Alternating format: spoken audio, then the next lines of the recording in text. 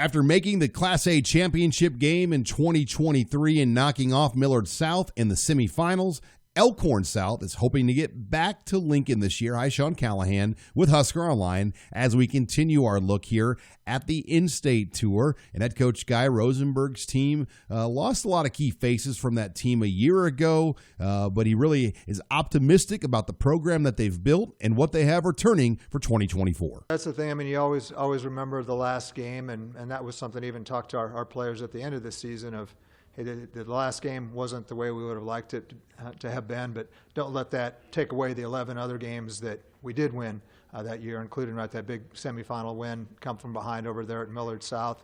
And then, too, just I think that this group, this last year's group of seniors, 40-7 over the last 4 years at the varsity level, been in the top four in the final Omaha World Herald rankings each year. So just really proud of what our previous players have built, and really proud of this year's group of guys and what they're all building together. When you look at Elkhorn South, I think the conversation has to start and finish with quarterback Madden Riggs. He's a veteran quarterback, one of the top quarterbacks in the state of Nebraska, and Rosenberg has high hopes for him in 2024. Well, that Madden was put into a real tough situation last year. Carson Rauner, for us, got injured in the Omaha Central game and ended up being out for the season. And Madden had prepared himself as if he were the starter, even when he wasn't the starter, and that really paid dividends as the season went along. And we won every game he started up until that last one in Memorial Stadium. And he really grew a lot as a player and as a leader during the season, and I'm really excited that we got him for another year. He's got a big arm, big athletic, multi-sport kid.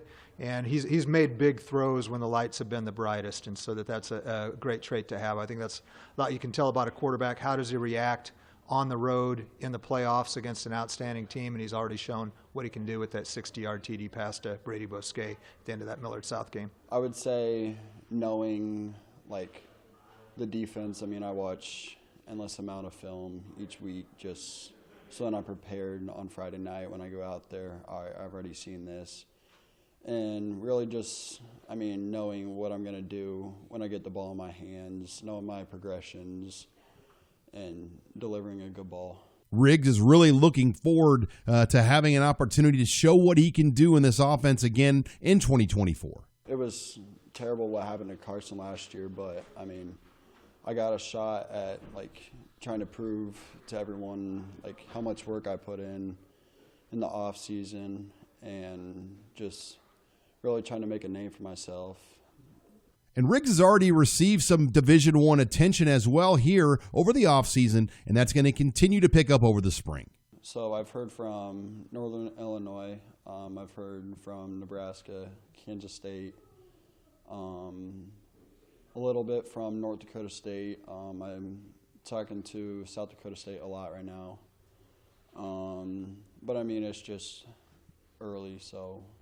Did some teams come by to kind of look at you in January by chance? Or? Northern Illinois actually came and watched me throw one of a Thursday morning or something like that, but it went extremely well.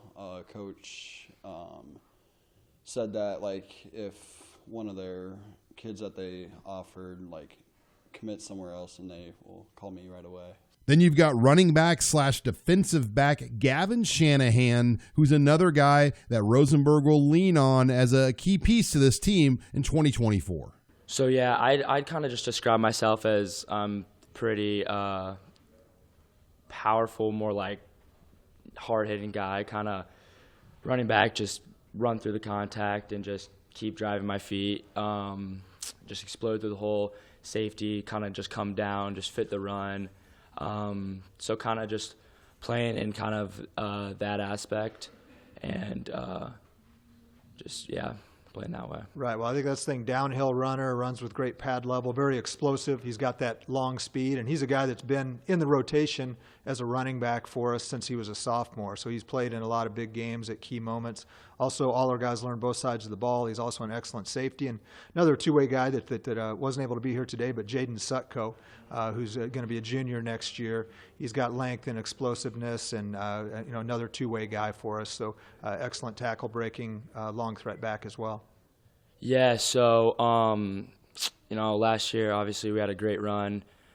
We had just a great team built together, and I believe that we have just same and some really good talent coming back. Obviously, we are losing a lot of guys with, Ashton, Carson, Ethan Duda, Brady Busquet, all those guys. There's a ton to name from, but we got a lot of good returning guys, a lot of good, fast, just physical, just athletic guys in general. So I think we have a really good chance this year. The Storm also returns arguably the top kicker in the state. Brody Parks is back after an all-state season in 2023. Kickers, it's huge, even just in the Super Bowl on there, that, kicking game makes a huge difference. And I think a lot of times in games, the toughest points to get are those first points of the game, and Brody nailed a 47-yard field goal in the semifinals there over against Millard South and had a lot of big kicks for us. Also was named the all-Metro kicker by the Metro Conference coaches, and I think that's a huge honor that he really deserved, and I'm looking forward to seeing him